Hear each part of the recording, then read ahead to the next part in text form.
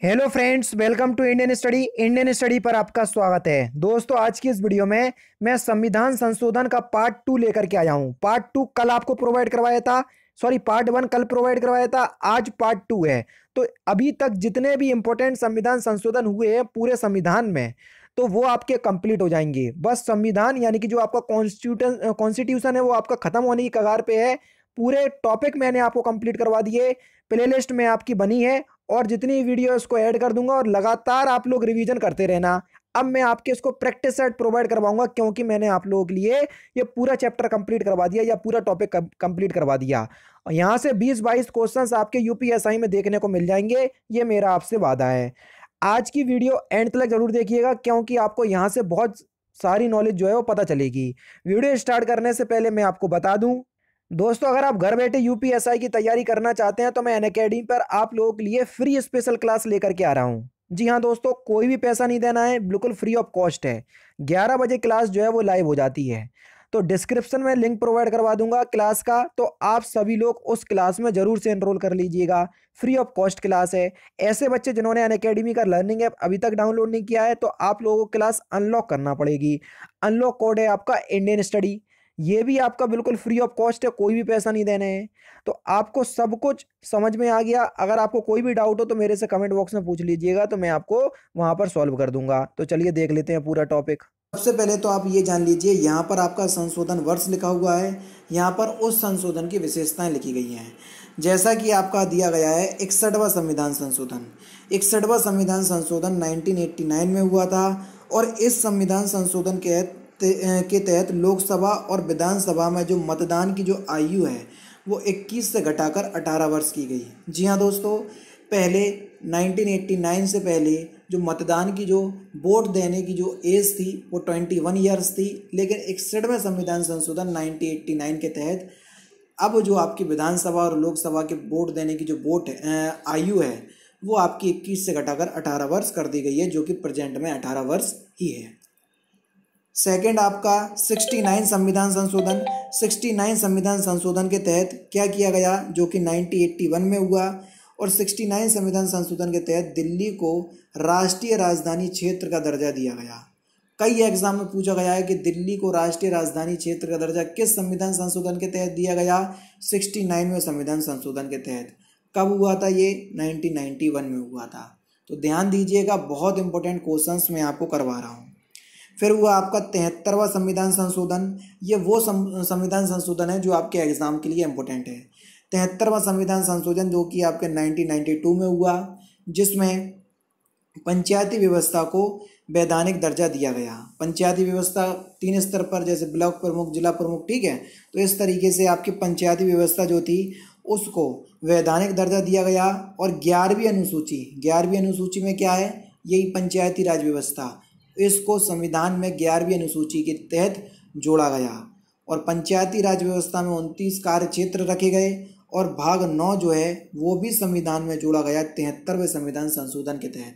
तो 73वें संविधान संशोधन बहुत इंपॉर्टेंट है। कई बार एग्जाम में कहीं कहीं आपको 1992 मिल जाएगा लिखा हुआ, तो कहीं कहीं 1993 दिख जाएगा।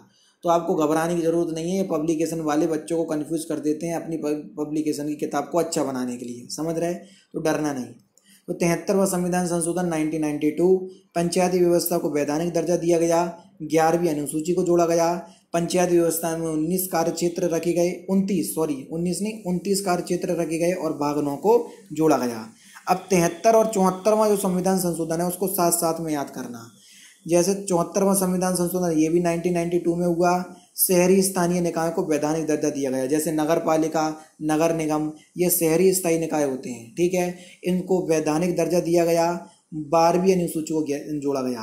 73 में 11वीं अनुसूची, 74 में 12वीं अनुसूची को जोड़ा गया। और इस शहरी स्थायी निकायों में जो कार्य क्षेत्र की संख्या थी वो थी आपकी 18, और यहाँ पर कितनी थी? 29। यहाँ पर भाग 9 को जोड़ा गया, यहाँ पर भाग 9A या भाग 9 को जोड़ा गया। तो ये भी इम्पोर्टेंट है, ध्यान से आप पढ़िएगा। 84वां संविधान संशोधन 2001 में हुआ। वर्ष याद करना आसान है, 2001। 84वें संविधान संशोधन, कल मैंने आपको बताया था 31वां संविधान संशोधन 1973 कल की वीडियो में, और उसमें मैंने आपको बताया था कि लोकसभा की जो सीटें हैं वो 525 से बढ़ाकर कितनी गई? 545। फिर 2001 में एक संशोधन हुआ 84वां संविधान संशोधन, जिसमें ये कहा गया कि भैया 2026 तक जो लोकसभा और विधानसभा की जो सीटें हैं वो जो निश्चित कर दी गई और कितनी कर दी गई 2026 तक, विधानसभा में जिस राज्य में जितनी और लोकसभा में कितनी जो भी आपको बता दिया 545। समझ गए? तो ये सारी चीज़ें आपको पता होना चाहिए। 86वां संविधान संशोधन आप याद कर लो कि 86वां संविधान संशोधन जो है वो शिक्षा से संबंधित है। जी हाँ दोस्तों, 86वां संविधान संशोधन 2002 को हुआ और ये संबंधित है शिक्षा से। कैसे? इसमें 3 पॉइंटों को विशेष तौर पर ध्यान रखिएगा। पहले 21A अनुच्छेद को जोड़ा गया, जिसमें 6 से 14 वर्ष के लिए जो शिक्षा का जो प्रावधान है या दायित्व है ये सरकार का होगा। जी हाँ दोस्तों, 6 से 14 वर्ष के लिए अनिवार्य शिक्षा किसके लिए होगी? ये बच्चों के लिए, और सरकार के द्वारा ये व्यवस्था की जाएगी। पहले ये जो व्यवस्था थी ये थी आपकी अनुच्छेद 45 में, और अनुच्छेद 45 काय में आएगा? थोड़ा सा दिमाग लगाओ, राज्य के नीति निर्देशक तत्व, क्योंकि 35 से 51 तक वही है। तो पहले ये राज्य के नीति निर्देशक तत्व में आता था, लेकिन 45 को उठा करके अनुच्छेद 21A, तभी ए लगा हुआ है, अनुच्छेद 21A मौलिक अधिकार में जोड़ा गया, जिसमें 6 से 14 वर्ष के लिए अनिवार्य शिक्षा का प्रावधान रखा गया। और यहाँ पर 45 को छोड़ा नहीं, 45 के लिए जो एज का क्राइटेरिया उसको बदल दिया 0 से 6 वर्ष तक। समझ गए?